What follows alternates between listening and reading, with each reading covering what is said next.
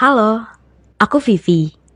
Aku bukan termasuk cewek yang cantik, tapi banyak cowok mengagumiku karena tubuhku yang mereka anggap seksi. Kata orang-orang, bentuk tubuhku seperti gitar. Dan sejujurnya, aku menikmati mendengar pujian-pujian itu. Tapi, cowok-cowok itu harus gigit jari karena aku sudah punya pacar. Namanya Wahyu. Dia baik, terlalu baik malah. Kadang, aku berharap Wahyu bisa sedikit nakal. Pernah suatu hari, aku tidak sengaja menjatuhkan drone mahal miliknya yang berharga lebih dari 200 juta hingga rusak. Wahyu kaget, tapi nggak marah. Aku minta maaf dan dia langsung memaafkanku. Drone bisa beli lagi, gitu katanya. Wahyu emang anak pengusaha kaya raya. Bagi dia, uang 200 juta itu tidak ada artinya. Itu juga yang bikin aku betah sama Wahyu. Aku nggak munafik. Aku harus mencari pasangan yang bisa menghidupiku. Tapi karena Wahyu terlalu baik, lama-lama aku bosen. Hubungan kami sangat datar dan sebenarnya Wahyu nggak cukup jago di atas ranjang.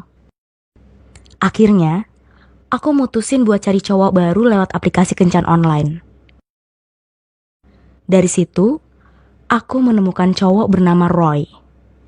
Wajahnya nggak gitu ganteng, tapi dia punya tubuh six pack yang membuatnya terlihat sangat macho. Tapi begitu kami bertemu, Roy kecewa karena wajah asliku tidak secantik di foto. Menurut Roy, di foto aku seperti bintang film. Tapi di kehidupan nyata, aku seperti penyanyi dangdut kampung. Roy pun meninggalkanku. Berikutnya, aku ketemu sama Bobby. Beda sama Roy, dia baik hati. Bobby juga gak seperti Wahyu yang terlalu lurus. Ada keliaran dalam dirinya. Mungkin karena dia adalah seorang pelaut. Suatu hari, aku berpamitan pada Wahyu untuk pergi selama beberapa waktu mengunjungi kakek dan nenekku yang ada di luar pulau. Wahyu mau ikut, tapi aku nolak. Aku bilang ini adalah acara khusus keluarga. Dia pun memahami. Tapi sebenarnya aku bohong. Kakek dan nenekku sudah meninggal beberapa tahun lalu. Sebenarnya, aku diajak ikut berlayar oleh Bobby selama beberapa minggu. Tentu saja aku mau. Aku belum pernah naik kapal, dan selama di kapal, aku bisa dinaiki oleh Bobby. Bobby tahu aku punya pacar, dan aku juga tahu Bobby punya pacar. Kami nggak masalah. Toh kami tidak berniat berhubungan serius. Kami puas bisa menjadi FWB, alias Friends with Benefits. Aku menikmati waktu bersama Bobby, tapi masalahnya dia sering pergi berlaut. Akhirnya, aku memilih mencari FWB lain dan bertemu Agung. Kalau Bobby adalah cowok yang liar, maka sebaliknya. Agung sangat romantis. Saat berkencan, dia sering membawakanku bunga, termasuk di kamar. Agung sebenarnya mencari hubungan serius. Dia tahu aku punya pacar, tapi dia gak masalah. Dia yakin bisa merebutku dari Wahyu. Tapi entah kenapa sejak berselingkuh dengan Bobby dan Agung, hubunganku dengan Wahyu malah perlahan membaik. Mungkin aku cuma butuh variasi. Mungkin aku butuh penyegaran. Tapi setelah beberapa minggu, aku kembali merasa bosan. Jadi, ketika Bobby pulang dari berlayar, aku menerima ajakannya pergi clubbing. Dan di sanalah aku bertemu Hari, seorang bartender di klub itu. Malam itu, aku diam-diam menjauh dari Bobby dan berduaan bersama Hari. Kami melakukannya di toilet klub. Beberapa minggu kemudian, aku jadi sering muntah-muntah di pagi hari. Aku kira aku kelelahan karena hampir setiap malam berhubungan dengan 4 pacarku secara bergantian. Tapi ternyata bukan itu. Rupanya aku hamil. Awalnya aku gak percaya. Tapi setelah memberanikan diri, aku mengetesnya dan hasilnya positif. Masalahnya, aku nggak tahu siapa ayah anakku.